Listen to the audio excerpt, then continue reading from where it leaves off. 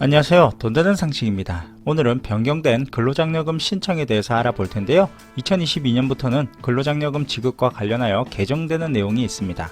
물론 알고 계신 분들도 많으시겠지만 5월 1일부터 정기 신청이 시작되기 때문에 신청 전 달라지는 내용 꼭 확인하셔서 신청을 하시면 도움이 되실 듯하고 중요한 내용이 많으니까 오늘 영상 꼭 끝까지 시청해 주세요. 근로장려금은 소득과 재산이 일정 금액 미만인 가구를 대상으로 일하는 만큼 장려금을 지급하여 근로를 장려하고 소득을 지원하는 일과 연계된 복지제도인데요. 신청 자격은 가구별로 지급을 하고 한 가구에 한 명만 신청 지급받을 수 있습니다. 배우자 부양가족 유무에 따라 단독, 호벌이, 맞벌이 가구로 구분이 되는데요. 단독 가구는 배우자, 부양자녀 70세 이상 직계 존속이 없는 가구, 호벌이 가구는 배우자 총 급여액 등이 300만원 미만이나 부양자녀 또는 70세 이상 직계 존속이 있는 가구입니다. 맞벌이 가구는 신청인과 배우자 각각의 총 급여액 등이 300만원 이상인 가구입니다. 소득은 2021년 근로소득, 사업소득 또는 종교인 소득이 있고 2021년 부부 합산 연간 총소득이 기준금액 미만이어야 하는데요. 근로소득, 사업소득, 종교소득 이외에도 이자, 배당, 연금소득, 기타 소득 등을 모두 포함합니다. 그런데 2022년에는 작년과 다른 것이 한 가지 있습니다. 신청 요건이 기존에 비해 가구별로 200만원씩 상향 조정되면서 연봉 인상이 되었던 분들도 계속해서 받을 수 있을 가능성이 높아졌습니다.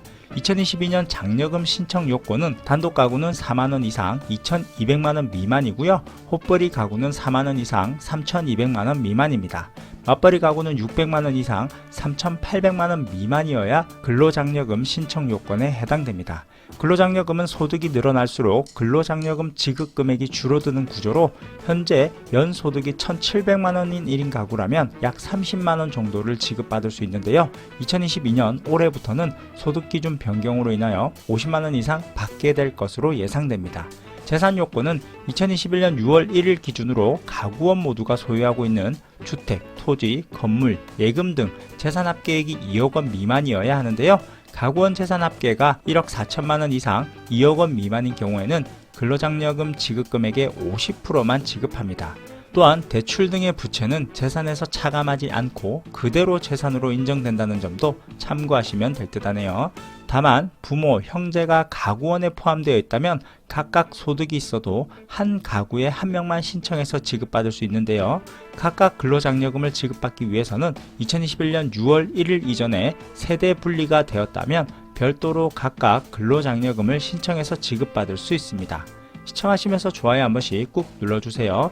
근로장려금 지급 금액은 단독 가구는 최대 150만원, 호벌이 가구는 최대 260만원, 맞벌이 가구는 최대 300만원을 지급받을 수 있고요. 근로장려금 신청 기간은 2021년 정기부는 2022년 5월 1일부터 5월 31일까지 신청 기간으로 지급은 9월에 지급됩니다.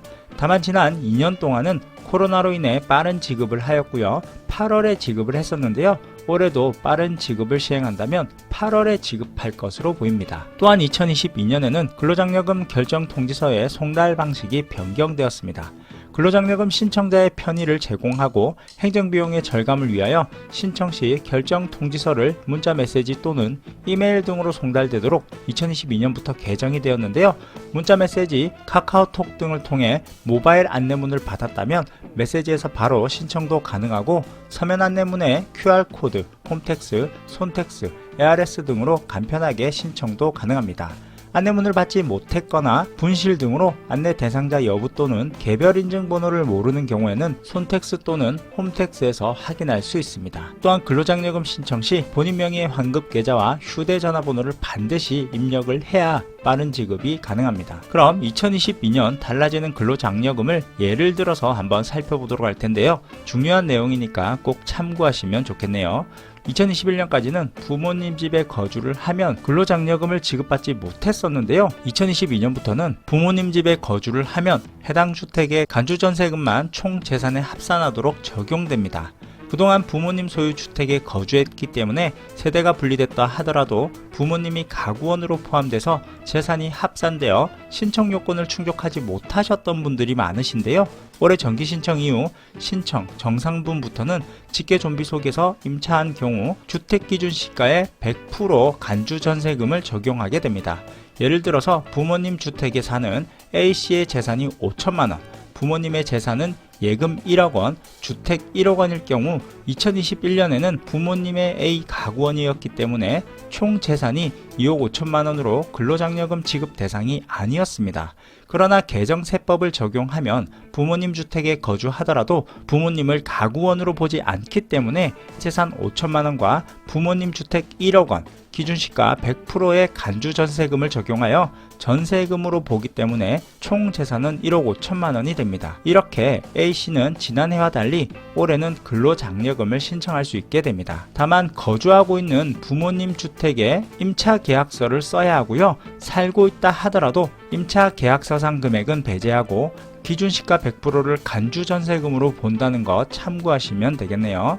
두 번째는 부동산 임대 수익은 총 급여액 등에서 제외됩니다. 올해부터 근로장려금 지급액을 산정할 때 산정 기준에 해당하는 총 급여액에서 부동산 임대 소득을 제외합니다. 이는 부동산 임대업에서 발생하는 소득이 근로와의 관련성이 낮다는 현실을 반영한 것입니다.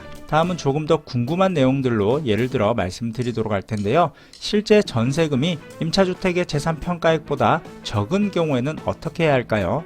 현재 살고 있는 전세금은 1억 2천만 원이고 국토교통부 부동산 공시가격 알림에서 확인되는 공시가격은 2억 8천만 원일 경우 공시가격으로 재산이 2억 원을 초과하여 근로장려금을 지급받을 수 없는데요. 이런 경우에는 재산사항을 실제 전세금 1억 2천만 원으로 정정하기 위해서 주택임대차 계약서를 인터넷 홈택스에 첨부 서류로 제출을 하시면 정정할 수 있습니다. 그리고 두 번째는 이혼한 두 거주자가 각각 자녀장려금을 신청한 경우인데요. 많은 분들이 문의를 주시는 내용인데 이런 경우 가끔 있죠.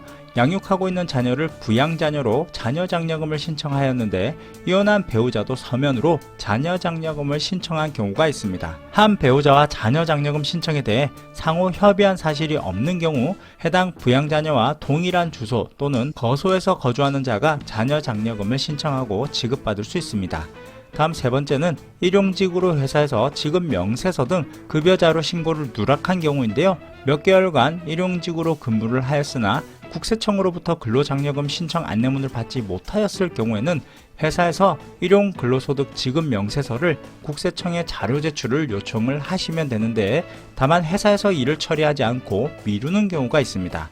그때는 회사로부터 근로소득 지급 확인서를 발급받아 금융을 증빙할 수 있는 통장 거래 내역 등과 함께 근로장려금을 신청하시면 됩니다.